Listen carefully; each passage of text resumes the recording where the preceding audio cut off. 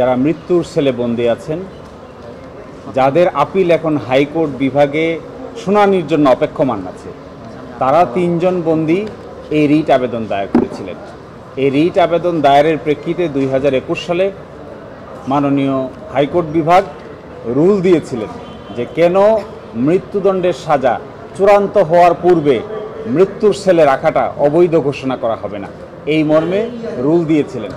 এবং inspector general of প্রিজনকে বলেছিলেন যে হাইকোর্টকে বাংলাদেশে কত মানুষ মৃত্যুর সেলে বন্দী আছেন, পুরুষ এবং মহিলা, তাদের বিস্তারিত তথ্য দায়ের করার জন্য। ইন্সপেক্টর জেনারেল অফ প্রিজনের পক্ষ থেকে এই তথ্য হাইকোর্টে দায়ের করা হয় এবং বিস্তারিত শুনানি করা হয়। রাষ্ট্রপক্ষ, আমরা যারা আছি এবং ইন্সপেক্টর জেনারেল অফ প্রিজনের পক্ষ থেকেও বিশেষ আইনজীবীকে শুনানি করা হয়। এই প্রেক্ষাপটে এই মামলাটি রায়ের জন্য অপেক্ষমান ছিল। আজকে রায় ঘোষণা করা হলো। এই রায়ের প্রথম দফা যে ঘোষণা করেছেন যে কোনো ব্যক্তির মৃত্যুদণ্ড চূড়ান্ত হওয়ার পূর্বে তাকে মৃত্যুদণ্ডাদেশপ্রাপ্ত আসামি বলা যাবে না এবং তাকে মৃত্যুর সেলে বন্দী রাখা যাবে না। মৃত্যুদণ্ডাদেশ চূড়ান্ত হবে যত বিচার বিভাগীয় পদক্ষেপ আছে, হাইকোর্ট বিভাগ, আপিল বিভাগ এবং প্রশাসনিক পদক্ষেপ আছে, মহামান্য রাষ্ট্রপতির কাছে ক্ষমা প্রার্থনা, এই সব কিছু নিষ্পত্তির পরেই একজন ব্যক্তির মৃত্যুদণ্ডাদেশ চূড়ান্ত হবে। এবং শুধুমাত্র তখনই একজন মানুষকে মৃত্যুর সেলে সলিটারি কনফাইনমেন্টে নির্জন কক্ষে বন্দি রাখা যাবে, তার আগে তাকে নির্জন কক্ষে রাখা যাবে না। বিশেষ বিবেচনায় কোনো বন্দি যদি কোনো বিশেষ অসুবিধা থাকে, এটি হতে পারে ফিজিক্যাল কোনো অসুবিধা, মানে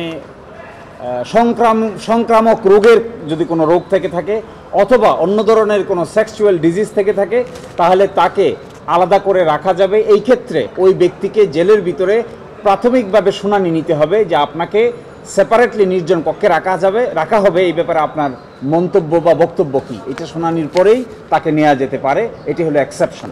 অন্যান্য আসামিদের যাদের মৃত্যুদণ্ডের চাইতে অন্য সাজা হয়, তাদের জামিনের দরখাস্ত অহরহ শুনানি হয় এবং তারা জামিন পেয়ে বেরিয়ে যান।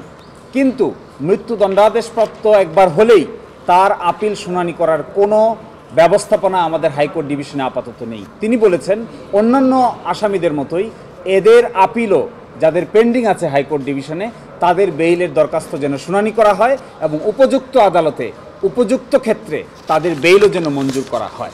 আগামী 2 বছর সময় দেওয়া হচ্ছে বাংলাদেশের সকল জেল কর্তৃপক্ষকে।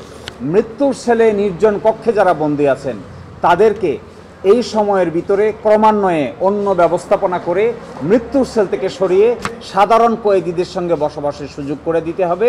শুধু তারা ছাড়া যাদেরকে বিশেষ বিবেচনায় নির্জন কক্ষে রাখা যায়। মৃত্যুদণ্ডের সাজা চূড়ান্ত হওয়ার পূর্বে কাউকে মৃত্যুর সেলে নির্জন কক্ষে রাখা যাবে না। এই চূড়ান্ত হওয়া বলতে বোঝানো হয়েছে হাইকোর্ট ডিভিশন, আপিল বিভাগ, আপিলের রিভিউ এবং মহামান্য রাষ্ট্রপতির কাছে ক্ষমা প্রার্থনার যে দরখাস্ত আছে, এগুলো নিষ্পত্তি হওয়ার পরেই একজনকে নির্জন কক্ষে কন্ডেম সেলে কনফাইন করে সলিটারি কনফাইনমেন্টে রাখা যাবে। অন্যথায় শুরুতেই মৃত্যুদণ্ডাদেশ হয়েছে ট্রায়াল কোর্টে, এই জন্যই কাউকে নির্জন কক্ষে বন্দি রাখা যাবে না। তার সাজা মূলত মৃত্যুদণ্ড, তার সাজা কিন্তু নির্জন কক্ষে বসবাস তার সাজা নয়। তাহলে নির্জন কক্ষে বসবাস যে তাকে রাখা হচ্ছে, এটি ডাবল পানিশমেন্ট হয়ে যাচ্ছে। কারণ নির্জন কক্ষে বসবাসের ক্ষেত্রে পেনাল কোডে আরেকটি নতুন সাজা আছে। সুতরাং তার সাজা হয়েছে মৃত্যুদণ্ড, তাকে যদি আবার নির্জন কক্ষে রাখা হয় তাহলে তার ডাবল পানিশমেন্ট হবে। এটি সংবিধান অ্যালাউ করে না, বাংলাদেশের ক্রিমিনাল জাস্টিস সিস্টেম অ্যালাউ করে না। প্রায় 15 থেকে 20 বছরের যে লম্বা সময় নির্জন কক্ষে রাখা হয়, এটি রাখার কোনো সুযোগ আইনগতভাবে আর থাকলো না।